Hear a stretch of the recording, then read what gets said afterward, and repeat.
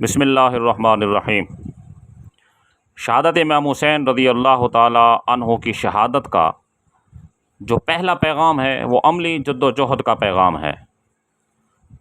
محبت حسین، تعلق حسین رضی اللہ تعالی عنہ اور نسبت حسین کو رسمی نہ رہنے دیا جائے، بلکہ اسے عمل، حال اور حقیقت میں بدل دیا جائے، اسے حقیقی زندگی کے طور پر اپنایا جائے۔ یہی نسبت اور تعلق ہمارا اوڑھنا بچھونا ہو۔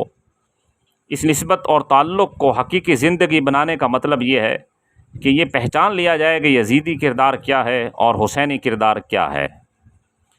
یزید نے اسلام کا کھلا انکار نہیں کیا تھا اور نہ ہی بتوں کی پوجا کی تھی، مسجدیں بھی مسمار نہیں کی تھیں۔ وہ اسلام کا نام لیتا تھا، بیعت بھی اسلام پر لیتا تھا۔ وہ یہ بھی کہتا تھا کہ میں نماز پڑھتا ہوں۔ اسلام کا کھلا انکار تو ابو لہب بھی ہے۔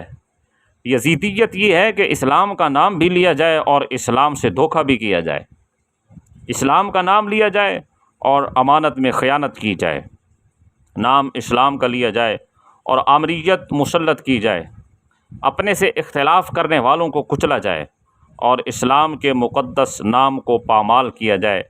یزیدیت اسلام سے منافقت اور فریب کا نام ہے۔ اسلامی نظام کے ساتھ دھوکہ کرنے، امانتوں میں خیانت کرنے، بیت المال میں خیانت کرنے، قومی ذرائع اور دولت کو اپنی عیاشیوں پر خرچ کرنے کا نام یزیدیت ہے۔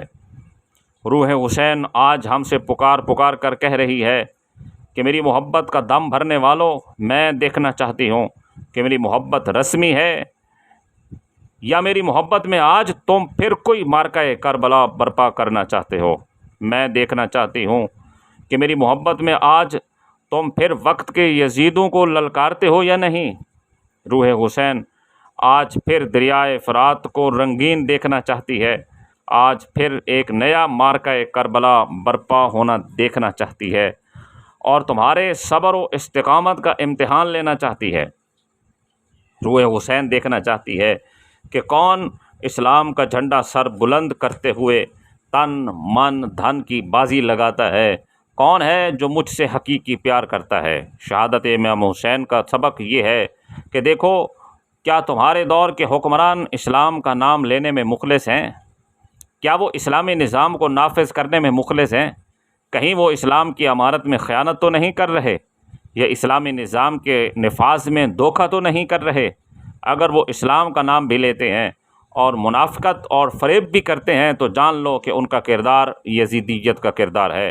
حسینیت کا تقاضا یہ ہے کہ جہاں جہاں تمہیں یزیدیت کے کردار کا نام و نشان نظر آئے، حسینی لشکر کے غلام اور فرد بن کر یزیدیت کے بتوں کو پاش پاش کر دو۔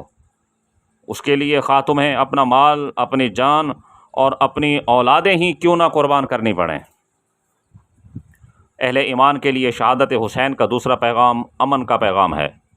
کتنے افسوس کی بات ہے کہ جب نواسۂ رسول صلی اللہ علیہ وسلم کی شہادت کا مہینہ آتا ہے تو پورے پاکستان اور امت مسلمہ کے لیے فسادات کا خطرہ لاحق ہو جاتا ہے۔ گولیاں چلنے لگتی ہیں، کرفیو نافذ ہونے لگتا ہے، قتل و غارت گری ہوتی ہے، ایک دوسرے کے گلے کاٹے جاتے ہیں، جنگ اور فتنہ و فساد کا ایک عجیب ماحول بن جاتا ہے۔ غیر مسلموں کے لیے مسلم قوم وجہ استہزاء بن جاتی ہے۔ غیروں کے نزدیک مسلمان نہ تو رسول اللہ صلی اللہ علیہ وسلم پر متفق ہیں، نہ صحابہ اور اہل بیت پر، ان کا قرآن پر اتفاق ہے، نہ اسلام پر، بلکہ یہ تو ایسی امت ہے جو امن پر بھی متفق نہیں ہے۔ آخر کس منہ سے عالم کفر کے سامنے اسلام کی بات کی جائے اور انہیں اسلام کی دعوت دی جائے؟ آئیے شہادت امام حسین سے دوسرا سبق امن کا حاصل کریں، اور ہر کسی کو یاد حسین اپنے اپنے طریقے سے منانے کی اجازت ہونی چاہیے۔ ہر ایک کو عصمت صحابہ کرام کی یاد منانے کا حق حاصل ہونا چاہیے۔ یہ پاک سرزمین ہے اس لیے کہ یہاں صحابہ کرام کی عظمت کے ترانے گونجیں، اہل بیت اطہار کی عظمت و محبت کے ترانے گائے جائیں۔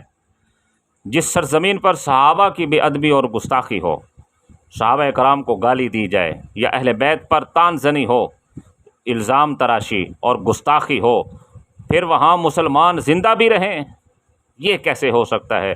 مسلمانوں کی سرزمین پر نہ تو صحابہ کرام کے خلاف زبان کھلنی چاہیے اور نہ ہی اہل بیت پاک کے خلاف بے ادبی کی زبان کھولنے کی اجازت ہونی چاہیے۔ افسوس، پاکستان کی سرزمین وہ زمین ہے جس پر مدتوں سے رسول پاک صلی اللہ علیہ وسلم کی شان میں گستاخی ہو رہی ہے، زبان درازیاں ہو رہی ہیں، گستاخی رسول پر کتابیں لکھی گئیں۔ اسی طرح ام المومنین حضرت عائشہ صدیقہ رضی اللہ تعالی عنہا اور خلفائے راشدین کی گستاخیوں میں کتابیں لکھی گئیں، مگر آج تک صحابہ کرام کے کسی گستاخ کو سزا نہیں دی گئی۔ اہل بیت اطہار کی گستاخی ہوتی رہی۔ اس سرزمین پر امام حسین رضی اللہ تعالیٰ عنہ کو نعوذ باللہ باغی قرار دیا جاتا رہا۔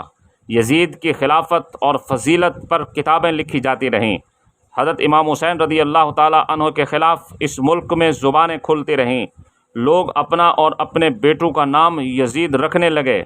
یزیدیت اور بغض اہل بیت فروغ پاتے پاتے انتہا تک جا پہنچا، مگر اس ملک میں کسی دشمن اہل بیت کو سزا نہیں دی گئی۔ میرے ہم وطنوں، آؤ آج یہ عہد کریں کہ آج کے بعد کسی مسلک کو زبان درازی کا نشانہ نہیں بنائیں گے۔ ہم سب ایک اللہ کے بندے، ایک رسول کے امتی، ایک قرآن کو ماننے والے مسلمان متحد ہو کر رہیں۔